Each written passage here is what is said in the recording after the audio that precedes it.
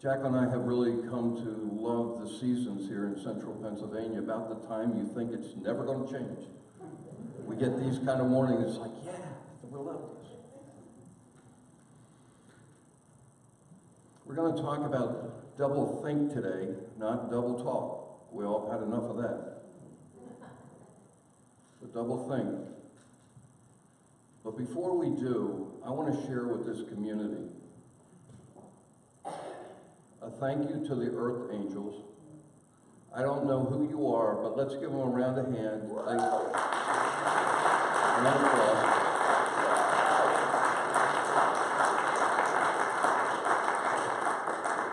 Arlene stood up last week, and this week people kept showing up, and I came in a little after 7 yesterday morning, and there's someone out there weeding. It's almost finished. Thank you for that. It really looks great. When I experienced last weekend, and I know all of us experienced it in a different way, but this is what came for me. I wonder if it did for you. Am I dreaming? Has this world gone mad, or have I? And we looked at what was happening and trying to put it in a perspective of, and Jack and I look at each other many times and say, well, this is definitely not our parents' world we're living in. It's not the world that you and I were born into. And somehow we're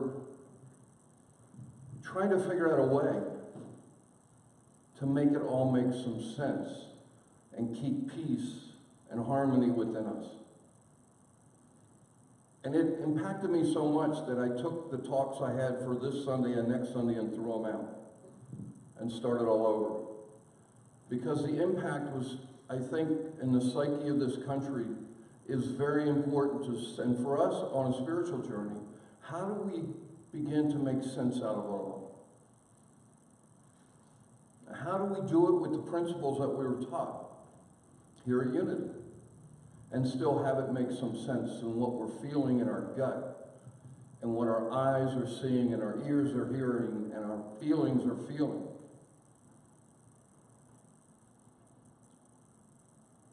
I love this quote. It's not the world that needs to change, it's my consciousness. And I firmly believe that. My belief of that is what had me enter the ministry.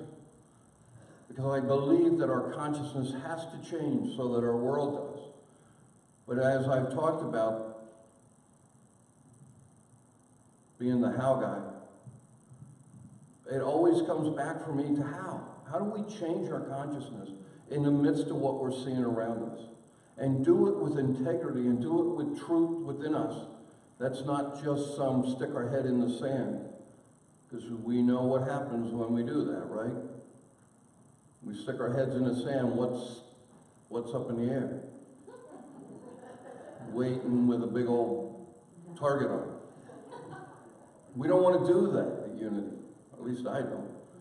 But how do we bring this together to make some sense in our consciousness? Mark Twain said this, sacred cows make the best hamburgers, we're going to grill up a few today.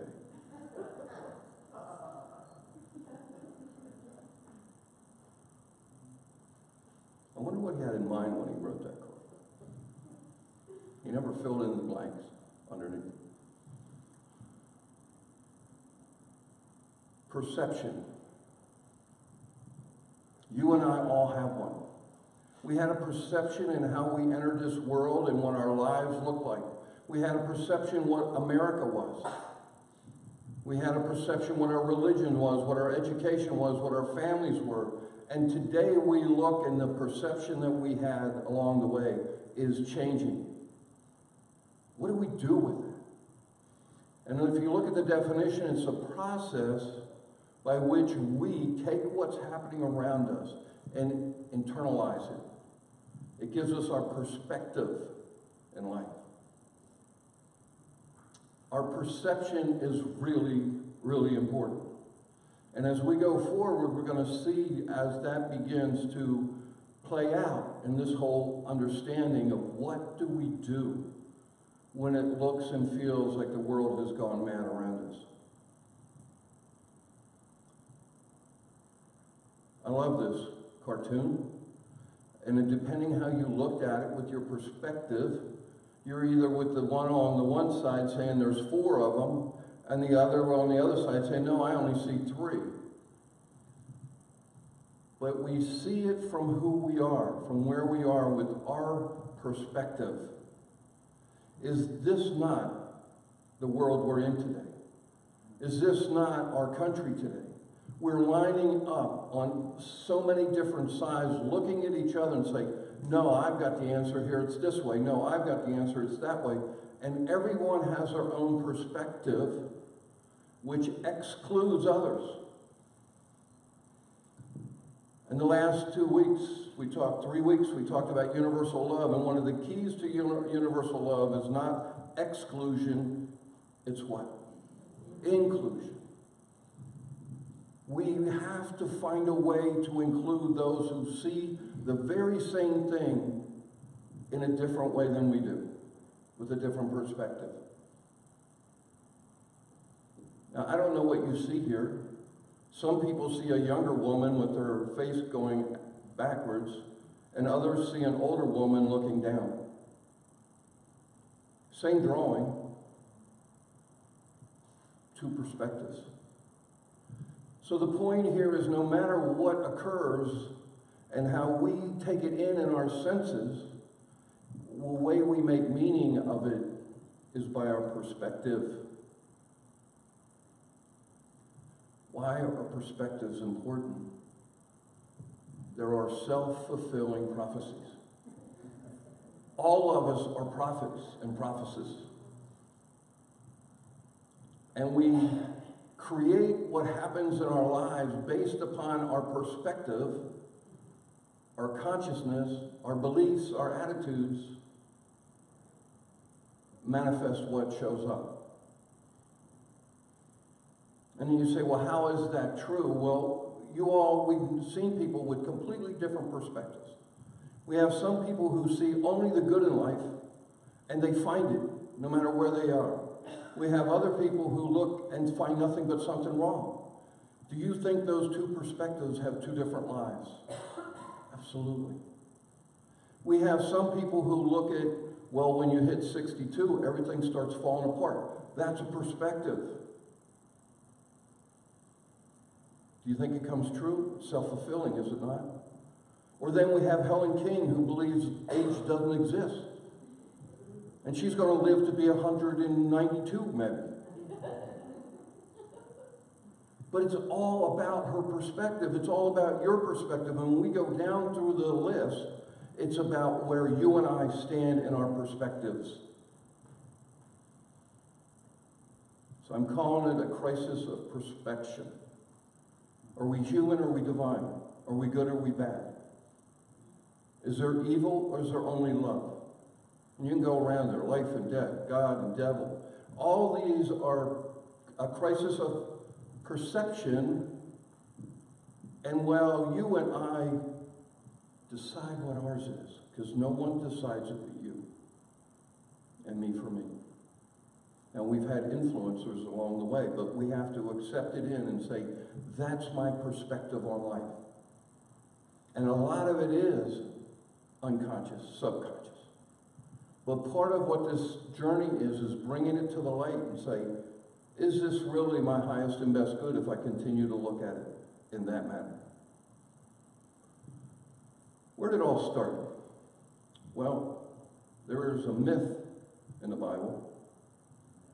Yeah, I call it a myth because I know it can't be true. Because you and I did not come from Adam and Eve. Adam and Eve only had 3 sons.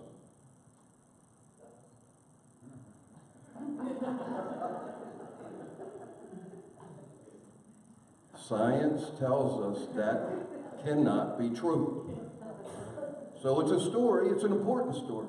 But in there was this piece. It said, do not eat from this tree of the knowledge of good and evil. And I want you to see the word "and" here is the way it was written. But it's not the way it was taught. It was either or. And if you're bad, if you were evil, what happened? You got thrown out of the good, did you not? And then you were told that women were going to have pain in childbearing and you would sweat and toil and have to make a living. All these bad things happened to you. It's not what it said. It said good and evil. It didn't say either or. But what happened? Let me show you what happened. The church met in 325 AD.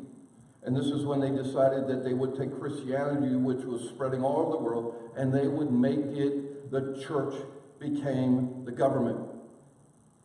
And in that Nicene meeting, where they brought in 1,800 bishops, and the Roman Catholic Church came out with this statement, which is called the Nicene Creed, which went on to be used by almost every Protestant church.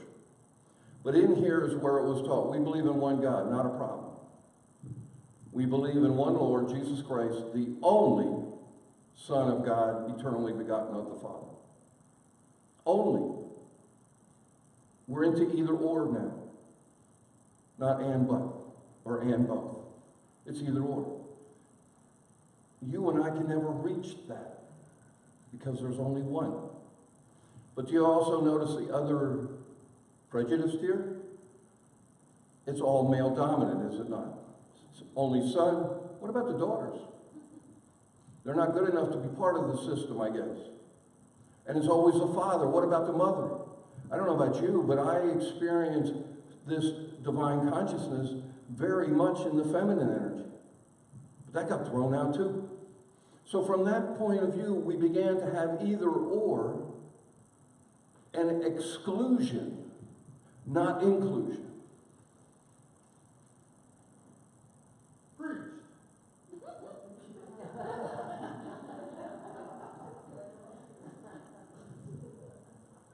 Not even subtle.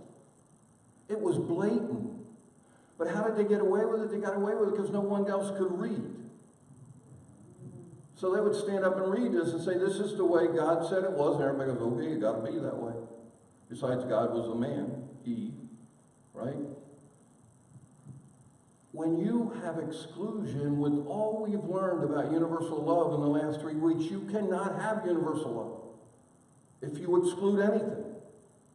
So why, you got the key to why churchianity hasn't changed the world. Because it's bought in the very beginning of it is exclusion. And we cannot have universal love when we exclude anything. Let's go on. 500-600 years before Jesus was Buddha. And Buddha taught this concept of Maya, an illusion. But he taught it and both. He didn't teach it either or. And the followers, many followers of Buddha, had made it into a duality, either or. And we have to try to get rid of the Maya, the illusion, so that we can become divine. That is not what Buddha taught. Buddha said we experience both of them. It's where we put our focus, it's where our perception is, that makes the determination of what we experience. So it doesn't matter whether it was Western, it didn't matter whether it was Eastern. Every religion was teaching duality. Pairs of opposites, good, evil, light, male, female, straight, gay, Christian, Muslim. Republican, Democrat. These are all examples of pairs of opposite, of duality, which is exclusive, is it not? It is not inclusive. And therefore, universal love cannot exist unless we learn to begin to feel, see, and be inclusive. Cannot happen. And we will continue to repeat the history that we've been repeating for generations and centuries upon centuries. Human divine. Is that not duality? Either or is the way it's taught. So what do we do with all this? Well, duality, pairs of opposite, either or thinking, one's better than the other, is it not? That's what either or thinking gets you to. How do you get to which one's better than the other? How do you do that? Only one way you can do is you have to make a judgment. Your perception has to be this is better than that. And the minute you do that, you are not an inclusive. You are exclusive. And you move yourself completely out of universal love. It is not oneness. It's separation. It's exclusion. All religions that I have found teach it. Some very subtly. New Thought has changed it, but it's still duality. What do I mean by that? We see either or, better than. Is there not a sense in unity churches that we're better than churchianity? That's duality. That's judgment. That's not inclusive. You all know how I love Emma Curtis Hopkins. There is no sickness is not true. There is no evil. I saw evil last weekend, did you not? And violence and hatred. I can't stand there this week and say there is no violence, hatred, evil. There was. I don't know about you, but I felt it, did you not? And to stand there and say, I'm going to deny it away, does not work in a world gone mad. This statement was taught as a half-truth. And it needs to be expanded to be true. There is no sickness in God. There is no evil in God. There is no anger. There is no whatever it may be in. We got to open it up to be everything, because you and I are experiencing in the humanness. We're seeing sickness. We're seeing the evil. We're seeing the anger. And to continue to act like it's not and put our heads in the sand doesn't work. At least it doesn't for me. So let's go back and see what's really been taught. Genesis 1, very beginning book, right? And the Bible for me is the evolution of consciousness of us. And it says in the very beginning, you and I were made in the image and likeness of the divine. What is the divine made of? Y'all slept through 3 Sundays. Universal love.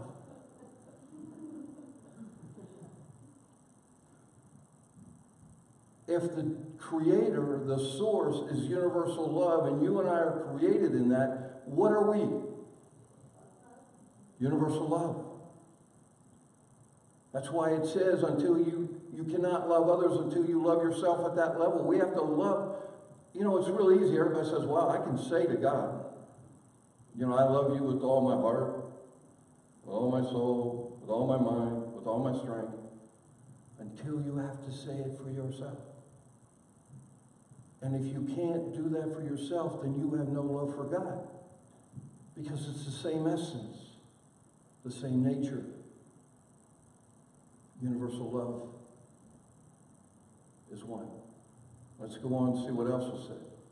The master teacher Jesus said this, I and the Father was his name for divine consciousness, or God, source, whatever you use, Buddha nature,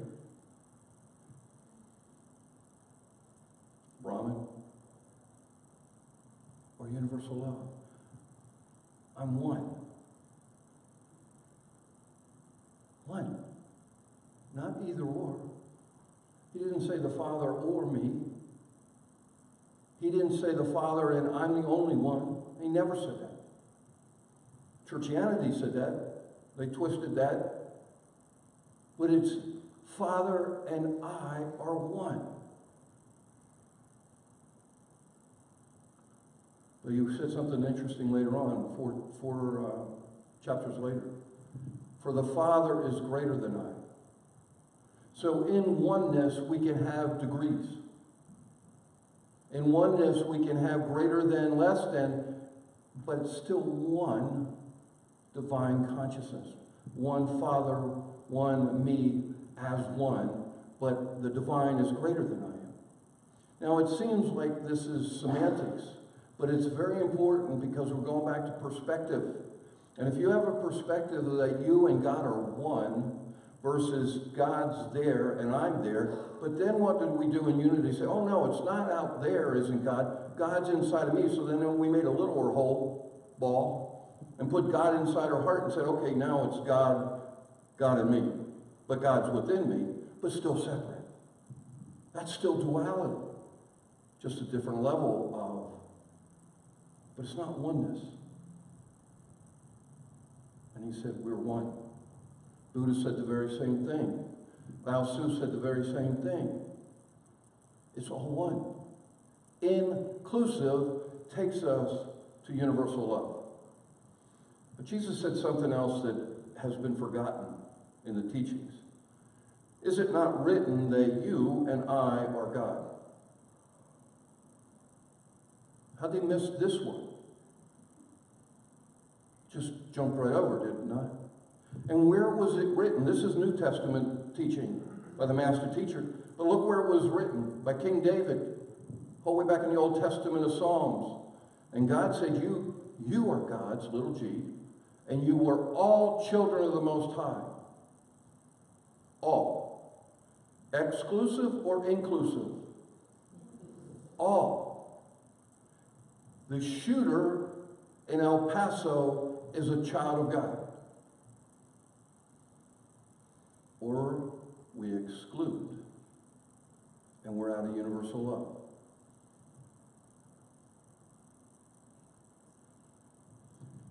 If you're a Republican, Barack Obama was a perfect child of God. If you're a Democrat, Donald Trump is a perfect child of God. Anything else is exclusive and is not in universal love. And neither can you be if you participate in that duality. Now, I'm giving you pretty extreme examples here. But and you come back from the extreme, and you can make it about anything about any member of your family. Kate just spent 3 days with all her sisters, and my statement wasn't, you survived. Can we not get into duality really quick with our family? We're there without even realizing we're there, and it's like, wait, either or, better than.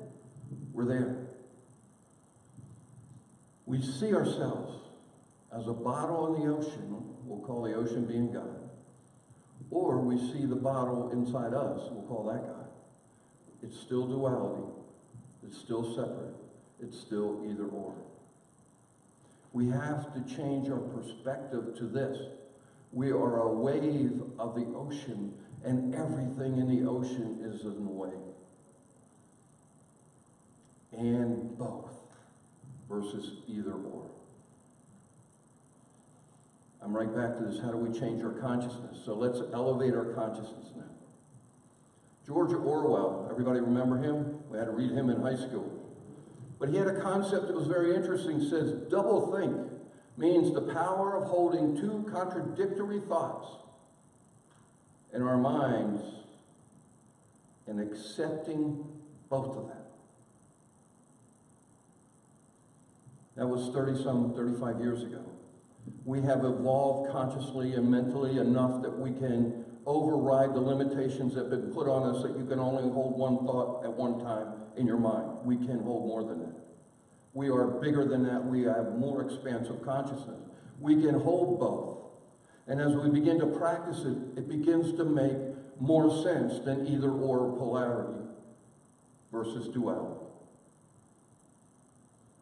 So we now have two doors, think tank and double think tank.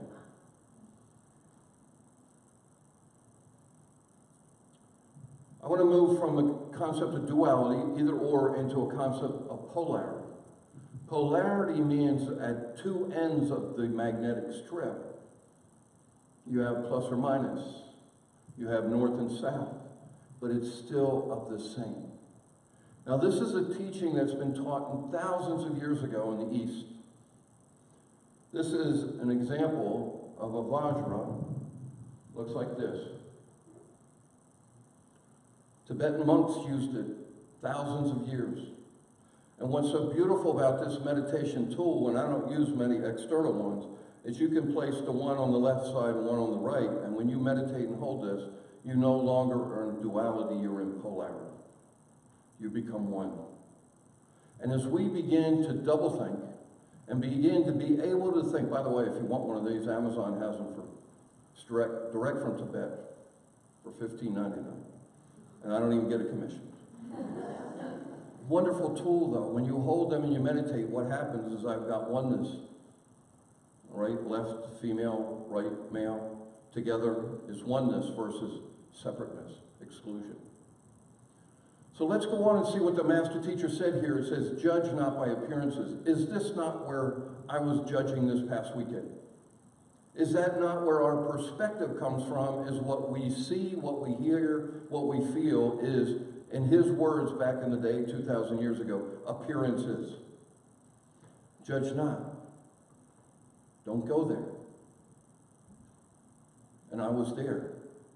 So what happens when you're judging, you're into either or, better than, less than. Duality. And the second thing he said is resist not evil. When we think about it, the negative, what we do is that's called resistance. And we raise it up in energy so that it becomes even bigger within our consciousness.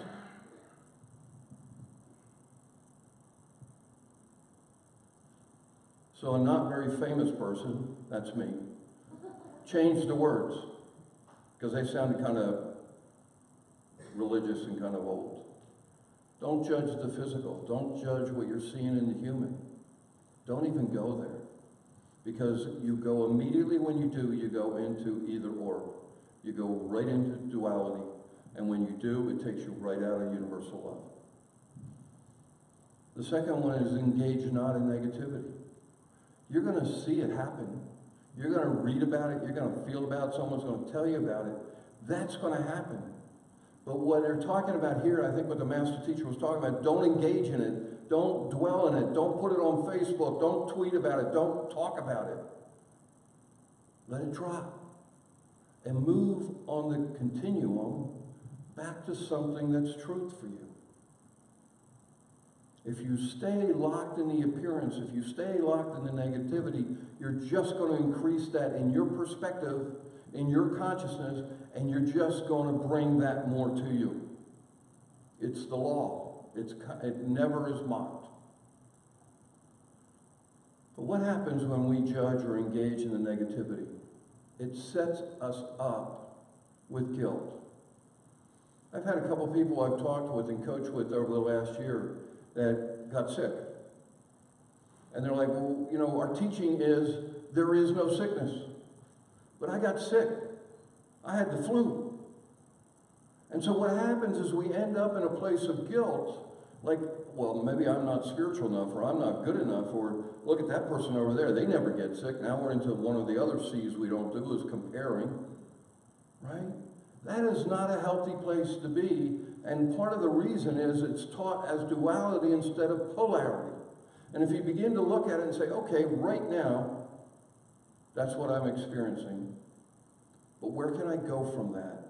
Changes perspective of who and what you are. Because let me tell you something, guilt. What happens when you feel guilty? People are making funny faces, like they smelled something bad. Let me tell you what happens subconsciously. When you accept that you're guilty, then you accept that you need to be punished, do you not? It's one of the worst human emotions that you can hold on to. And if you don't clean this guilt out, it doesn't allow you to go free. And there's many ways to do that, and we've had guilt placed upon us in lots of different ways. But if we're holding that in the subconscious and we're feeling guilty, we do not teach in unity what makes us guilty. We got to teach the whole truth. There is no sickness in God. There is no sickness in divine consciousness. But today it feels that way, does it not? Or today, last weekend, it felt to me like the world had gone mad. That's okay. Even the unity minister can feel that way. Because it's what I felt in the moment. I don't want to engage and stay there. It's not a healthy place to be. I get that. But to be in integrity, I think we have to come to a place that's a little bit more realistic about it. So don't judge, don't engage, replace. What do I mean by that? Let's look at an example. First, I depersonalize it, like this. Dan has a cold. It feels like anger. It feels evil. I didn't say I am. I depersonalized it from me.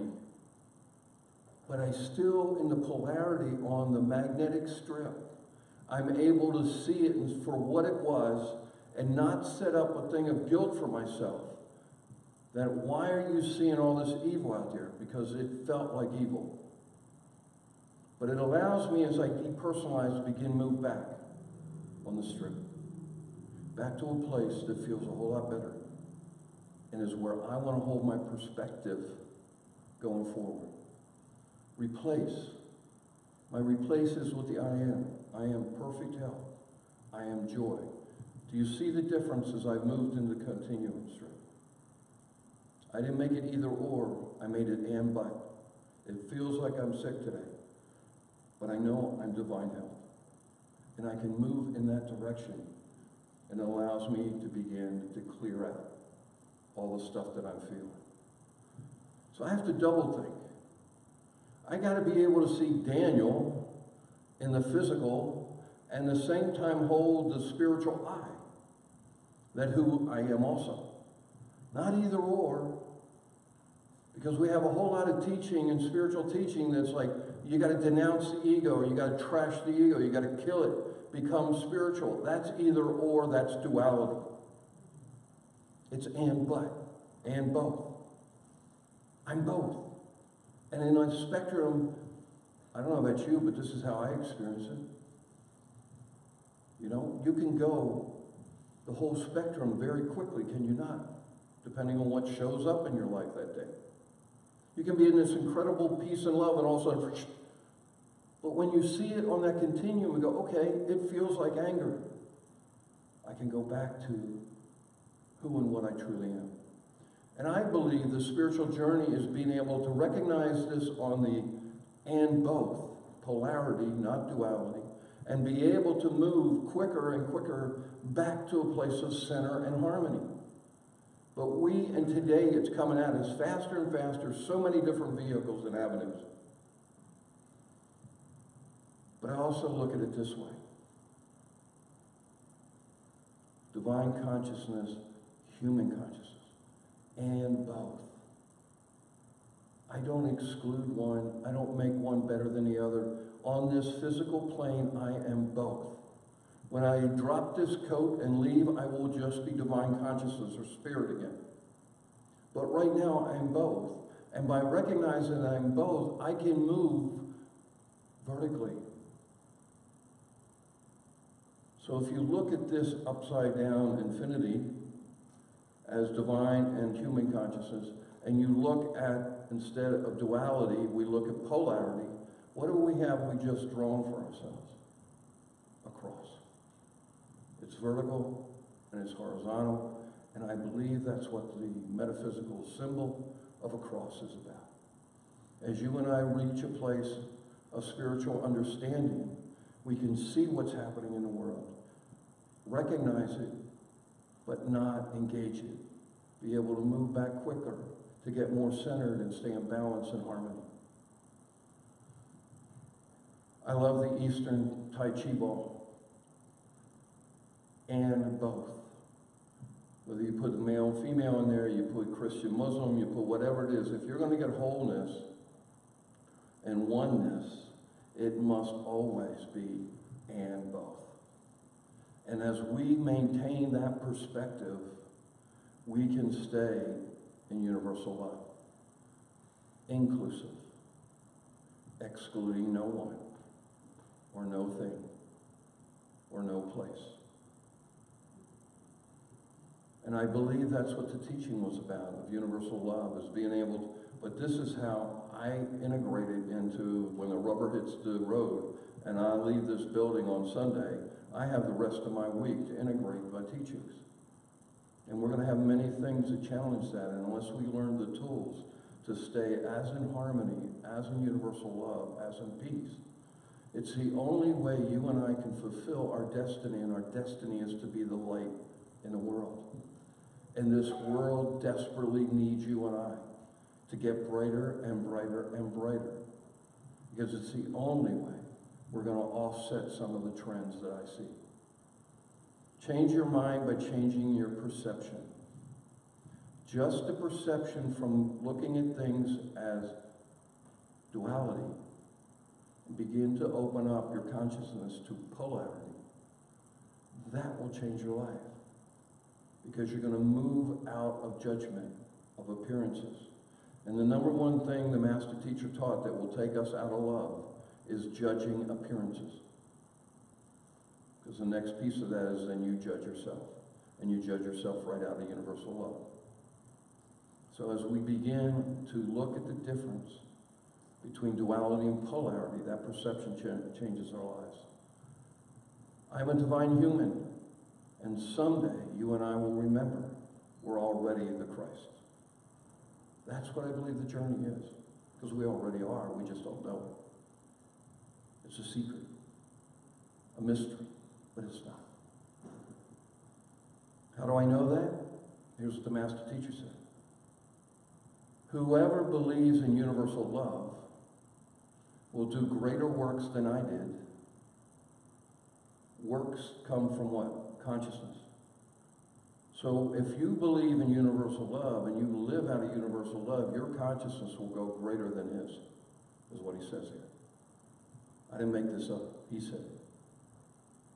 So you and I have the opportunity to leave duality behind, to leave exclusion behind, and move to inclusion, more universal love. And as we do, we begin to expand.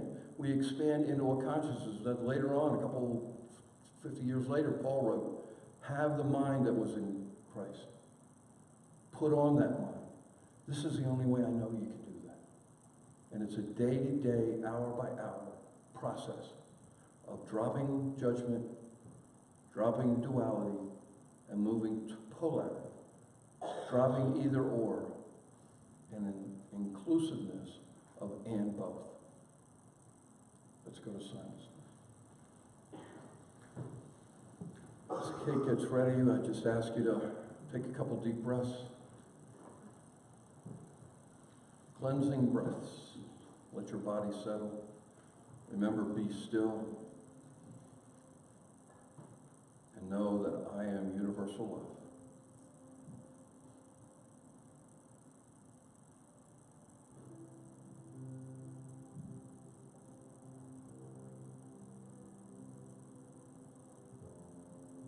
Another way to look at this, of the wave in the ocean, is circles. If you look at God as the allness, we'll make that one big circle in your mind's eye. And then see yourself as a circle within that circle. And you see everyone else in this room as circles within that big circle.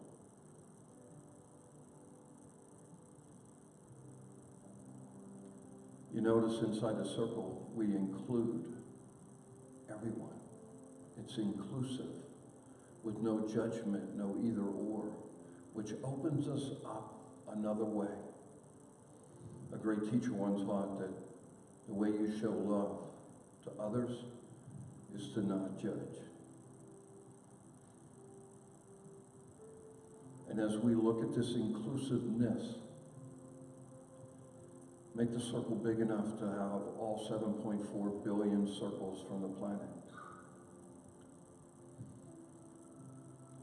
All.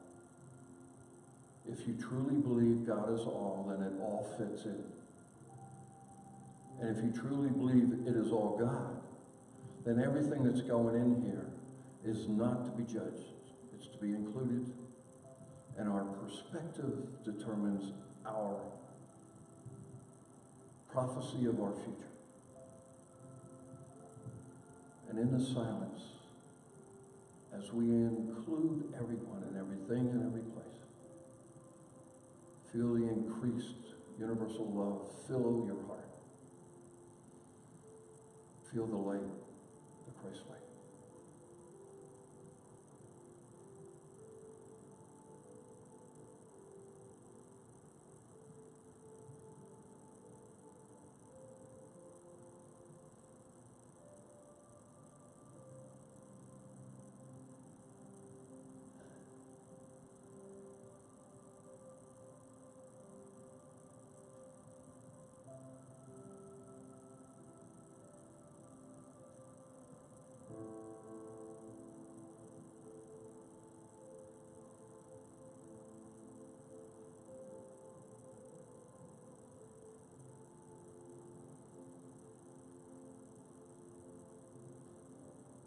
As we go through this week, begin to shift out of duality into polarity, out of either or, better than, into and both.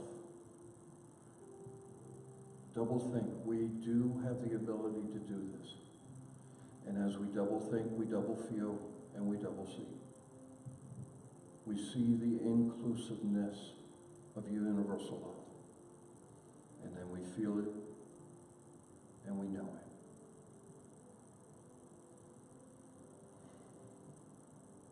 And so it is.